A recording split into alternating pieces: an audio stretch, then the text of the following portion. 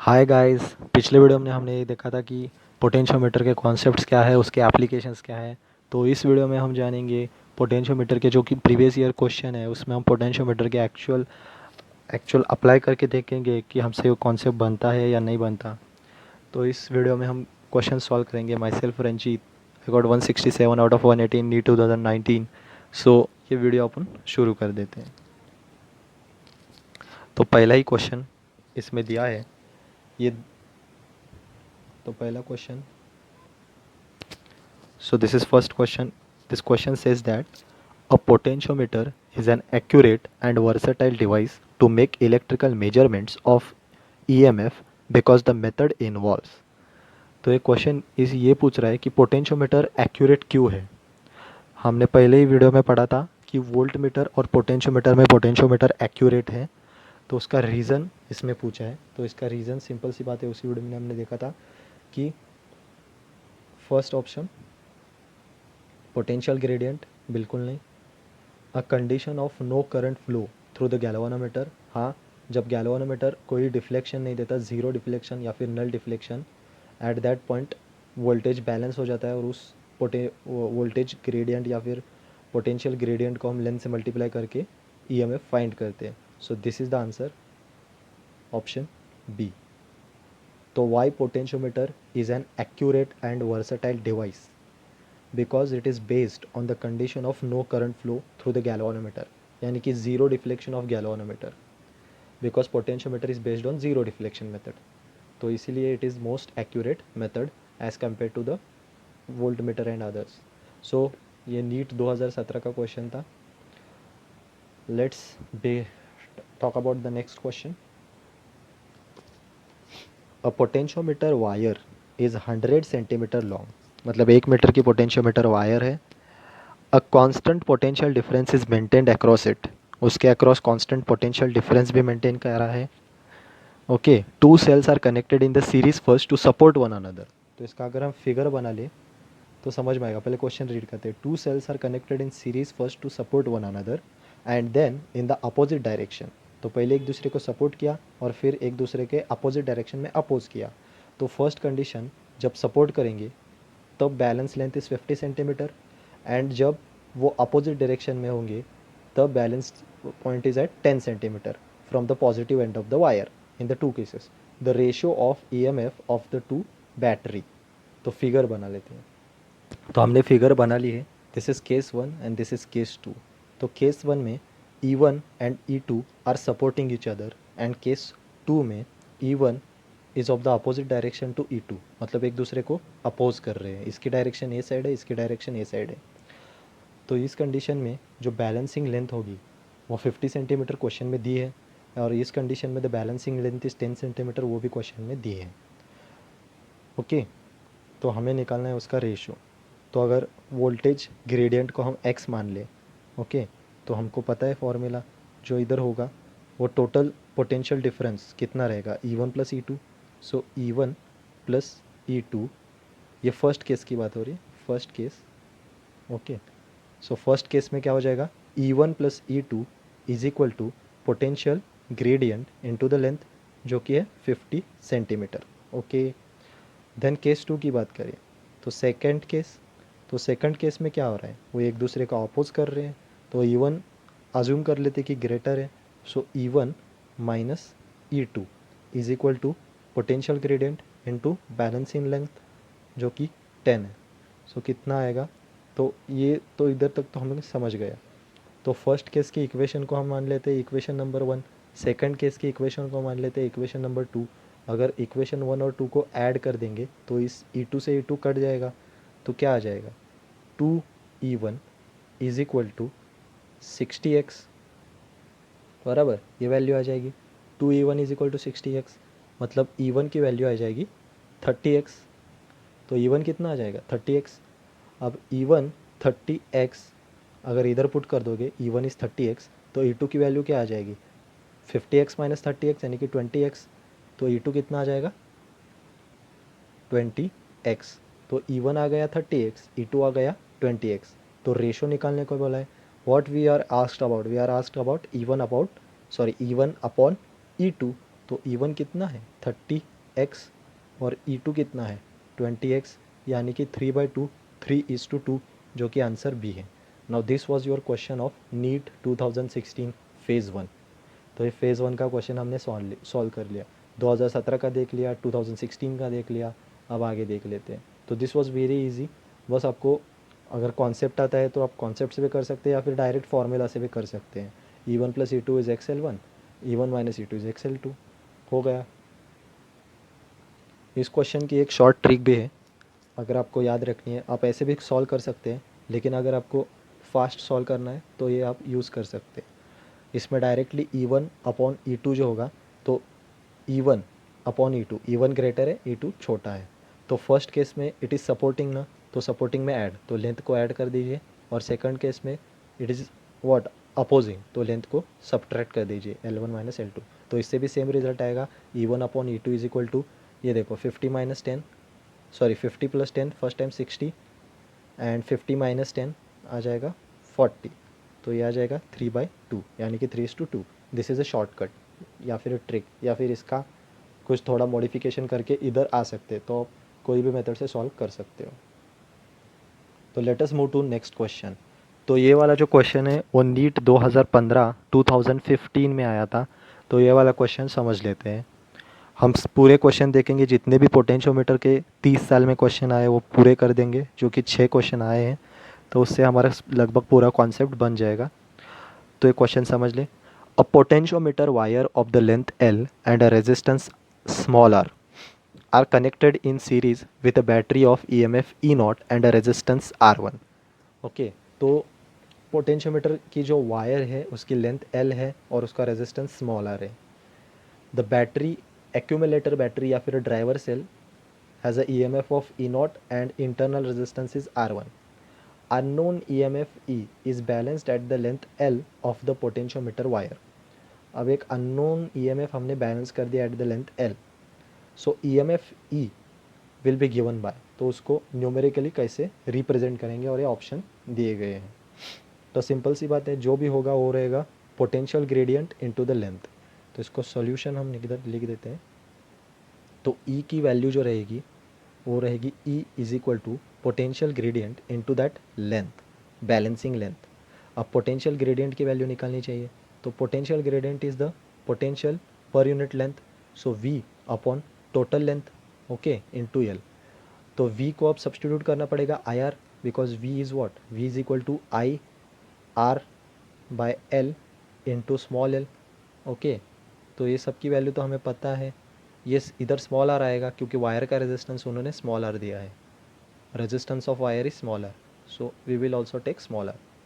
अब करंट की वैल्यू क्या होगी, करंट की वैल्यू होगी EMF upon total resistance, okay. तो करंट की वैल्यू होगी EMF E0 upon total resistance. Total resistance होगा फर्स्ट ऑफ ऑल जो इंटरनल रेजिस्टेंस कुछ है क्या बैटरी का, यस इट इज़ R1, तो R1 आ जाएगा नीचे, ओके। और वायर का रेजिस्टेंस स्मॉल r, तो ये करंट की वैल्यू हो गई, ओके। ये हो गई करंट की वैल्यू। अब करंट की वैल्यू के बाद इधर स्मॉल r, ओके, ये वाला small r into small l upon capital L। तो ये हो जाएगा हमारे EMF का वैल्यू। ये किसी ऑप्शन में दिख रहा है क्या, तो शायद शायद शायद शायद ये ऑप्शन में E0 RL, E0 RL, R1, R1 plus R, R1 plus R and L। So option D is your answer। So this was a very simple question, option D is your answer। तो ये था इतना simple question, NEET 2015 में आया था। तो अभी हम आगे शिफ्ट करते हैं आवर नेक्स्ट क्वेश्चन। तो नेक्स्ट क्वेश्चन भी 2015 का ही है। उस साल पोटेंशियोमीटर पे 2 क्वेश्चन आए थे। तो पोटेंशियोमीटर क्वेश्चन क्या था 2015 में second time. A potentiometer wire has a length of 4 metre and resistance 8 ohm. तो लेंथ एंड रेजिस्टेंस दे दी है। The resistance that must be connected in series with wire, तो वायर से एक रेजिस्टेंस सीरीज में लगाएंगे। And an accumulator of EMF 2 volt, so series में लगाएंगे, ओके।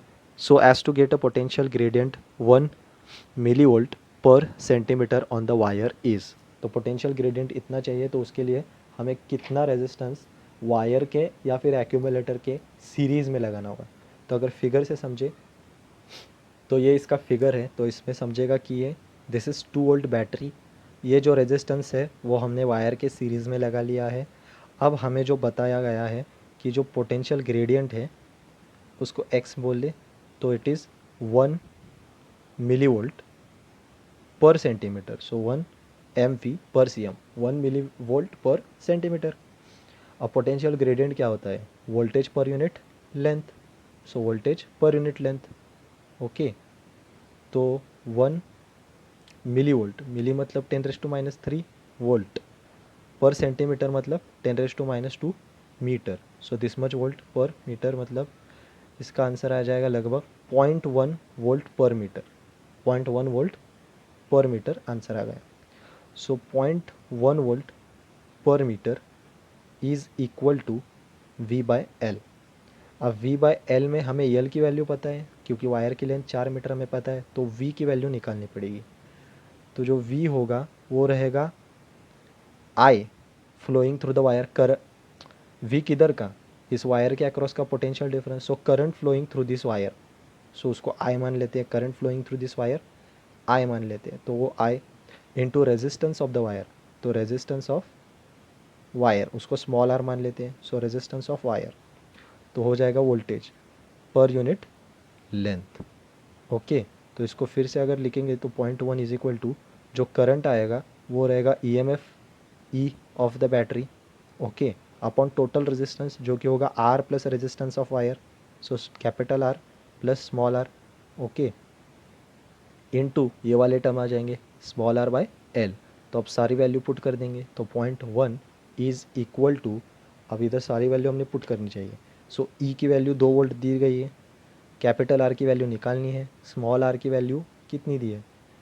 दी तो है 8 ओम दी है। सो 8 ओम इनटू फिर से इधर 8, और जो लेंथ है वो है 4। ओके, तो इधर से R निकालना है, तो दिस विल बी 2 ज़ा, ये 2 to 4 हो जाएगा, 2 to 4, सो 4/8 ये ऐसा आ जाएगा। So R plus 8, okay, R plus 8 is equal to 40। So R is equal to 40 minus 8, so R is equal to what? 32 ohm. 32 ohm, 32 ohm, 32 ohm is the answer, जो कि आंसर सी दिया गया है। सो ये था 2015 का क्वेश्चन, 2015 जिस साल 2 क्वेश्चन आए थे। तो इतना इजी क्वेश्चन रहते पोटेंशियोमीटर के, बस आपको कंसेप्ट टिप्स पे होना चाहिए या फिर अदरवाइज़ फॉर्मूले तो आने चाहिए, उससे क्वेश्चन बन जाएंगे। तो गाइज़ अभी हमारे 4 क्वेश्चन हो गए, तो हाफ जर्नी तो हो गई। टोटल हमें 8 क्वेश्चन देखने हैं, 8 क्वेश्चन देखने हैं, तो अभी 4 हो गए, तो नेक्स्ट 4 देखेंगे। तो अभी नेक्स्ट जो क्वेश्चन है वो है 2014 वाला क्वेश्चन, नीट 2014, AIPMT 2014 में आया था। तो ये क्वेश्चन क्या बोलता है? इट इज़ वेरी इजी और बहुत ही इंपॉर्टेंट क्वेश्चन मानता हूँ मैं इसे, इससे बहुत ही कंसेप्चुअल क्लैरिटी आएगी। A potentiometer circuit is set up for finding internal resistance of the cell. The main battery used across the potentiometer wire has an EMF of 2 volt. Main battery मतलब accumulator battery या फिर ये driver cell 2 volt, और उसका internal resistance is negligible, तो उसको ना के बराबर 0 मान लेंगे। The potentiometer wire is 4 metre long and when resistance R is connected across the given cell. जो सेल है उसके अक्रॉस अगर रेजिस्टेंस R कनेक्टेड रहेंगे, जिसकी वैल्यू फर्स्ट केस में इन्फिनिटी रहेगी, सेकंड केस में 9.5 ओम रहेगी, then the balancing length on the potentiometer wire are found to be 3 meter and 2.85 metre respectively. Okay, तो हमें फाइंड क्या करना है? हमें फाइंड करना है जो रेजिस्टेंस आर हमने,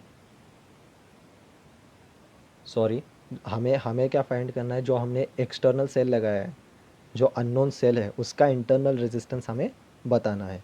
तो इसके ये ऑप्शंस दिए गए हैं, तो उसको सॉल्व करते हैं। तो सबसे पहले डायग्राम समझेंगे। तो ये फर्स्ट केस की डायग्राम है, ये डायग्राम में हम समझेंगे। इसमें ये बोला था कि जो रेजिस्टेंस होना चाहिए वो रहेगा इनफाइनाइट, इन्फिनिटी, बराबर। So resistance across this cell is infinite, मतलब रेजिस्टेंस इतना बड़ा है कि इसमें से करंट ही पास नहीं होगा, तो इसको हम ओपन सर्किट मान सकते हैं। सो इसको मान लिया ओपन सर्किट, तो इधर से करंट ही पास नहीं होगा। सो जब बैलेंस पॉइंट आ जाएगा तो EMF, अब ये सेल वर्किंग कंडीशन में नहीं है, at the balance point current flow नहीं होगा, ये सर्किट तो ओपन है तो इसमें भी करंट फ्लो नहीं होगा। So this cell is not in a working condition, working तो नहीं है। तो अब क्या होगा, जो भी करंट फ्लो नहीं होगा, तो करंट फ्लो नहीं होगा तो बैलेंस पॉइंट आ जाएगा। तो क्वेश्चन में दिया है कि जब इन्फिनिट रेजिस्टेंस हो, इनफाइनाइट रेजिस्टेंस है, रेजिस्टेंस इन्फिनिटी है, तो the balancing length is 3 metre. तो अब जो बैलेंसिंग लेंथ आई है वो 3 मीटर आई है। तो ये फर्स्ट केस हो गया, बराबर। तो अभी सेकंड केस में हम समझ लेंगे। अब हमने इधर एक रेजिस्टेंस कनेक्ट कर लिया, तो सबसे पहले इसका इक्वेशन बना लेते हैं। तो फर्स्ट केस का जो इक्वेशन है, ओके, तो फर्स्ट केस उसका इक्वेशन साइड में लिख देता हूँ मैं। तो अब जो आएगा तो वो रहेगा E M F is equal to potential gradient X into the length, जो कि 3 मीटर।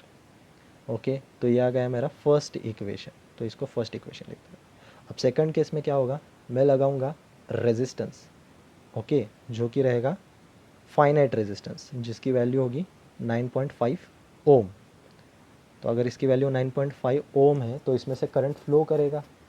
तो अब ये कुछ इधर से इसको ये जो जॉकी है मूविंग एंड, इसको मैं इधर से ऐसा मूव करते करते करते करते, लेट अस सपोज कि इस जगह पे न्यू मेरा बैलेंस पॉइंट आ गया। तो ये जो न्यू लेंथ होगी वो दी गई है 2.85 सेंटीमीटर, 2.85 सेंटीमीटर। ओके, तो सेकंड केस में जो इक्वेशन आएगा वो रहेगा v, क्योंकि अब इधर ये सर्किट में करंट फ्लो नहीं होगा पर इधर तो करंट फ्लो होगा, तो cell is in the working condition. तो अब जो E रहेगा वो V में बदल जाएगा। तो अब E नहीं रहेगा, अब टर्मिनल वोल्टेज आ जाएगा। तो सेकंड केस में क्या होगा, टर्मिनल वोल्टेज आ जाएगा। सो इस समय V is equal to X into 2.85 metre, ये मीटर था, माई मिस्टेक, तो ये मीटर था। सो 2.85, तो ये हो गई इक्वेशन 2। तो सिंपल सी बात है, हम निकालेंगे इधर से ई बाई वी, ओके, तो ई बाई वी निकालेंगे। So E by V is equal to X तो कैंसिल हो जाएगा, 3/2.85। अब हमने जब पोटेंशियोमीटर पढ़ा था तो हमने फॉर्मूला ये पढ़ा था कि, या फिर पोटेंशियोमीटर की छोड़ दो, इधर तक तो आ गया, तो इसको इक्वेशन 3 मान लेते हैं। तो बेसिक हमें इतना पता है, जब सेल वर्किंग कंडीशन में होती है तो हम इक्वेशन कर देते हैं, जो टर्मिनल वोल्टेज है वो होता है E minus I R, and this is the internal resistance of the cell. Okay, तो अगर होल इक्वेशन को मैं वी से डिवाइड कर दूँ तो 1 is equal to E by V minus I R by V. Okay, तो इधर तक पहुंच जाऊंगा। और इंस्टेड इससे भी आसान तरीका, इसको काट देते हैं, इससे भी आसान तरीका अगर बताऊं तो डायरेक्ट मैं ई को ओ साइड, आई आर को ओ साइड ले जाऊंगा। तो I R is equal to आ जाएगा ई माइनस वी। ओके, तो जो आर की वैल्यू आ जाएगी स्मॉल आर की, मतलब इंटरनल रेजिस्टेंस की, हो जाएगी E minus V upon capital I. Okay, so R is equal to E minus V upon capital I. अब आई इज़ व्हाट, करंट। तो करंट क्या होगा इस सर्किट में, इस सर्किट में करंट होगा इसका E M F upon what, 9.5 ohm. और ई एम एफ तो इफेक्टिव इधर वी है, तो V by R, so by R, तो ये जाएगा मल्टीप्लिकेशन पे। ओके, तो इसको फर्दर सिंप्लीफाई करेंगे तो आ जाएगा E by V -1 into R. Okay, तो E by V -1 into, sorry, E by V -1 into R. अगर इसको फर्दर सिंप्लीफाई करेंगे, इसको सिंप्लीफाई करेंगे तो ये आ जाएगा E by V -1 into R is equal to internal resistance. तो ई बाई वी की वैल्यू तो हमें पता है, 3 कितनी आई है, 3.85 -1, ओके, इंटू आर, जो एक्सटर्नल रेजिस्टेंस है वो है 9.5। ओके, तो इसकी वैल्यू कितनी आ जाएगी स्मॉल आर की, तो स्मॉल आर की वैल्यू हो जाएंगी 3 - 2.85, तो इसका आ जाएगा लगभग 0.15 I guess, yes 0.15 upon point 2.85 into 9.5। अब इस इक्वेशन को सॉल्व कर देंगे तो आर की वैल्यू आ जाएगी, सो ऑन सॉल्विंग यह आ जाएगा 0.5 ओम, क्योंकि ये 15/2.85, सॉरी 0.15 अपॉन 2.85 का आ जाएगा 1/19, और 19, सो 9.5 डिवाइडेड बाय 19 आ जाएगा 0.5, 19 5 ज़ा 95, सो 0.5 ओम, 0.5 ओम, सॉरी फिर से बताता हूँ, 0.15 अपॉन 2.85 इंटू 9.5, तो इसको सॉल्व करेंगे तो 0.5 ओम आंसर आ जाएगा। ओके, तो ये तो हमने बहुत लेंदी मेथड से सॉल्व कर दिया, कंसेप्चुअली सॉल्व कर दिया। अब डायरेक्ट फॉर्मूले से कैसे सॉल्व कर सकते हैं, तो ये साइड में फॉर्मूले से सॉल्व करके देखते हैं। ये साइड में करता हूँ। तो मैं पहले ही जब कंसेप्ट पढ़ा रहा था पिछली वीडियो में, तब बताया था कि जो फॉर्मूला यूज़ करना है टू कंडीशंस में, वो डायरेक्टली इस तरह से R is equal to E by V को सब्सटीट्यूट कर दो L1 upon L2 minus 1 into R. तो सिंपल सी बात है, लेंथ्स को सब्सटीट्यूट कर दो, तो R is equal to length कितनी है, L1 जो लेंथ दी थी बैलेंस वो 3 मीटर थी, बराबर 3 मीटर, अपॉन L2 कितनी है 2.85, ओके, माइनस 1 इंटू जो रेजिस्टेंस है वो कितना है 9.5, ओके समझ रहे हैं 9.5। तो अब इसको सॉल्व करेंगे तो R आ जाएगा सिमिलरली 0.15 अपॉन 2.85 इंटू 9.5। अब इसको सॉल्व करेंगे तो वही आ जाएगा क्योंकि ये नंबर्स भी सेम है। सो 0.5 ओम। तो ये क्वेश्चन सॉल्व कर लिया हमने, 5 क्वेश्चन कर दिए, तो इसका आंसर आ जाएगा 0.5 ओम, जो कि अपना आंसर नंबर सी दिया है। तो 2014 का इतना इजी क्वेश्चन था। तो हमें टोटल क्वेश्चन कवर करने हैं 8।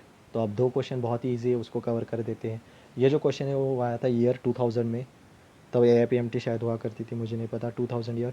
सो the potentiometer is best measuring voltage, okay. तो potentiometer is best for measuring the voltage, voltage measure करने के लिए पोटेंशियोमीटर बेस्ट क्यों है। तो यही वाला क्वेश्चन 2017 में भी रिपीट हुआ था। तो इसका आंसर हमें पता है, क्योंकि पोटेंशियोमीटर में नल डिफ्लेक्शन मेथड यूज़ किया जाता है। जो गैल्वानोमीटर होता है उसमें नल डिफ्लेक्शन, तो गैल्वानोमीटर का नल डिफ्लेक्शन वाला आंसर कितना है, first option. It has a sensitive galvanometer and gives null deflection. तो नल डिफ्लेक्शन जब देता है तभी तो हम बैलेंस पॉइंट करते हैं। So this is the answer of this question. It has a sensitive galvanometer and gives null deflection. तो बहुत ही ईजी क्वेश्चन था। अब बढ़ते हैं हमारे सेकंड लास्ट क्वेश्चन की तरफ, जो कि 1999 का क्वेश्चन है। 1999। तो ढूंढ ढूंढ के सारे क्वेश्चन निकाले हैं मैंने, प्रीवियस ईयर के 8 क्वेश्चन निकले हैं। तो उसमें से सेकंड लास्ट क्वेश्चन बहुत ही बेसिक सा क्वेश्चन है, थोड़ा कैलकुलेशन है। A potentiometer consist of the wire of the length 4 metre and resistance 10 ohm. तो पोटेंशियोमीटर वायर की लेंथ 4 मीटर है, उसका रेजिस्टेंस 10 ओम है। It is connected to a cell of EMF 2 volt. तो जो एक्यूमुलेटर या फिर ड्राइवर सेल है, जो कि मेन सेल है, वो 2 वोल्ट है। और पोटेंशियल डिफरेंस पर unit length of the wire पूछा गया है। द पोटेंशियल डिफरेंस पर unit length of the wire is. तो फाइंड कर लेते हैं। तो सिंपल सी बात है, अगर डायग्राम बना के समझे तो भी चलेगा। तो 2 वोल्ट की बैटरी है, मेन बैटरी, 4 मीटर की वायर है, ओके, और उसका रेजिस्टेंस 10 ओम। सो जो भी पोटेंशियल ग्रेडियंट होता है वो क्या होता है, voltage across the wire A B upon length of the wire A B, okay. तो सिंपल सी बात है, वोल्टेज क्या होता है, वोल्टेज होता है I R, current flowing through the wire A B, okay. जो करंट इस सर्किट से फ्लो होगा I, so current flowing through the wire A B, okay. Resistance of the wire A B, okay. तो हो जाएगा voltage upon length of A B. तो अब सबका वैल्यू पुट कर देते हैं। तो करंट आई क्या हो जाएगा, वो हो जाएगा EMF E of the battery upon resistance R A B of the wire, okay. ये हो जाएगा करंट। और इधर क्या आ जाएगा, आर ए बी जो बचा था, R A B upon L A B. So R A B से आर ए बी कट गया, तो एक्स इज इक्वल टू आ जाएगा E upon L A B, okay. So ये हो जाएगा potential gradient. So potential gradient की value क्या हो जाएगी, E upon L A B. तो अभी फाइंड कर लेते हैं। तो EMF हमें पता है कि 2 वोल्ट है। सो 2 upon length of the wire is 4। सो कितना आ गया, 0.4। ये 2 वोल्ट था तो वोल्ट, ये 4 मीटर था तो metre, so volt per metre. So which option, option C. This was question from 1999 जो हमने सॉल्व कर लिया, ऑप्शन सी। अब लास्ट क्वेश्चन जो कि थोड़ा तगड़ा क्वेश्चन है, उसको सॉल्व करेंगे।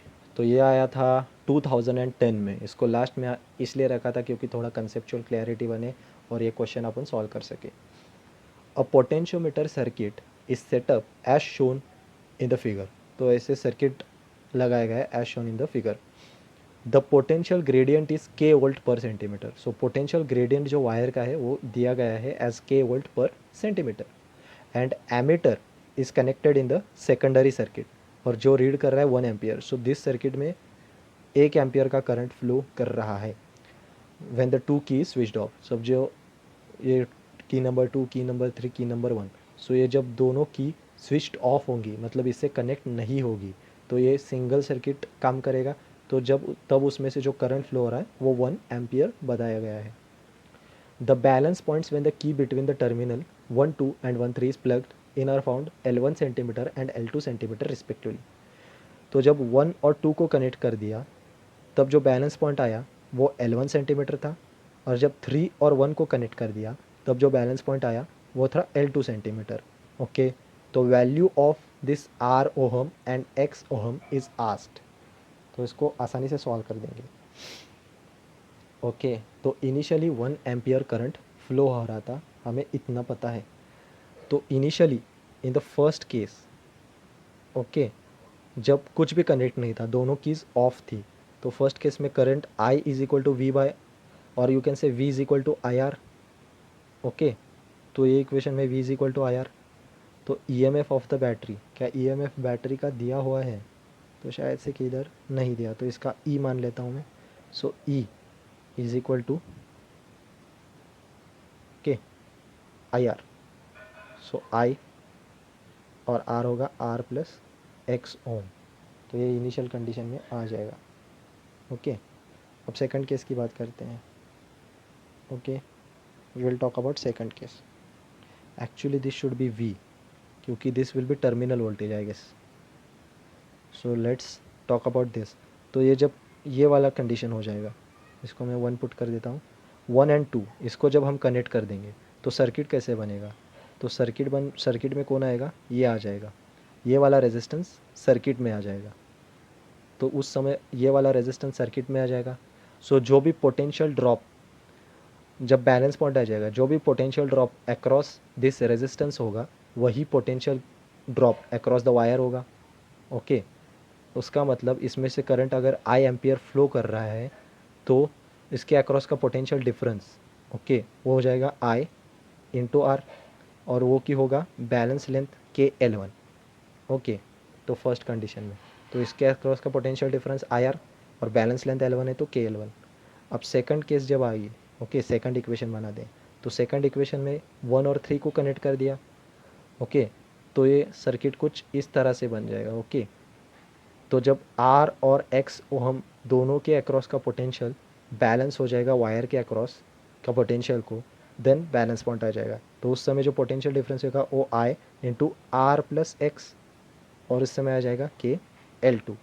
अब पूछा क्या है अपने को पूछ लिया है value of R and X, उन दोनों की वैल्यू।